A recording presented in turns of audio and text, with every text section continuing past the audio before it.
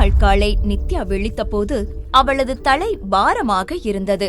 நேற்று இரவு போதை அதிகமாக இருந்ததால் ஹோட்டல் அறைக்குள் நுழைந்த பிறகு என்ன நடந்தது என்பது அவளுக்கு நினைவில்லை. படுக்கை விரிப்பை நீக்கியது கூட நினைவில்லாத நிலையில் எழுந்திருக்க முயன்றபோது தன் வயிற்று பகுதியில் ஒரு கணத்தை உணர்ந்தாள். அவளது வயிறு உப்பி இருப்பதைக் கண்டு பேரதிர்ச்சி அடைந்தாள். கண்ணாடி முன் நின்ற நித்யாவின் உணர்வுகள் மரத்து போயின.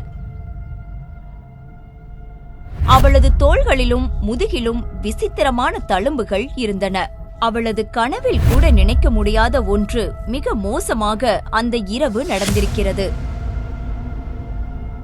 என் வயிறு எப்படி இப்படி வீங்கி இருக்கு?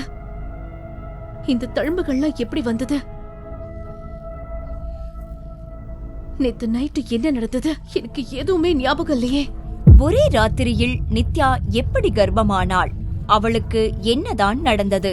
அந்த தழும்புகள் எதை குறிக்கின்றன? ஜெனியும் இதில் சம்பந்தப்பட்டிருக்கிறாளா? நித்யா யோசித்து பார்க்கிறாள்.